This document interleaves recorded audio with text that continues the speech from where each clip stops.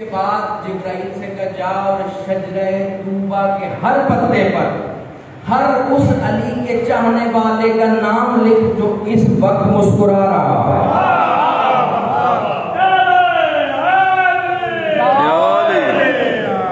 जब नाम लिख दिया तो खुदा ने शजरे तूबा से कहा अब अपने ये पत्ते झाड़ दे, और जब ये अली के चाहने वाले मैदान महशर में आए तो अपना अपना पत्ता अपने साथ लेकर आए।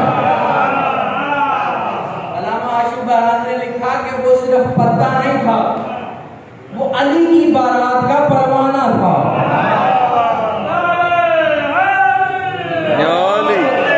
तो आपने घबरा कर नहीं सुना, पहला टुकड़ा मैं ऐसा करने लगा तो यही फैसला करेगा कि कुरान से कितनी शादी आपने सुननी। कि हमद है उस अल्लाह की कि जिसने अली और बतूल का निकाह करके खुद को कुफुवन अहद रखा।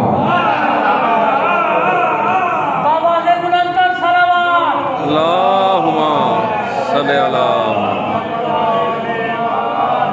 खुद को कुफुवन अहद रखा। चलिए मैं आसान करता हूँ, शायद मेरी बात पहुंचना कुरान से साबित करता हूँ। जब नजरान के नसारा आए और उन्होंने रसूल के सामने जिद की कि नहीं ईसा इब्नुल्लाह है, ईसा अल्लाह का बेटा, तो खुदा ने कहा हबीब इनसे कह दो कि बदी उस समावात वाला कि खुदा जमीन और आसमान का मालिक है, यकून लहू वलदुन, उसके यहाँ बेटा हो ही नहीं सकता, वलम तकुन लहू साहिबतुन, इसलिए कि उसकी बीवी नहीं है। वो थोड़ा सा जागेगा, कुरान है भाई, उसके यहाँ बेटा नहीं हो सकता, इसलिए कि वलम तकुन लहू साहिबतुन, कि वो बीवी नहीं रखता।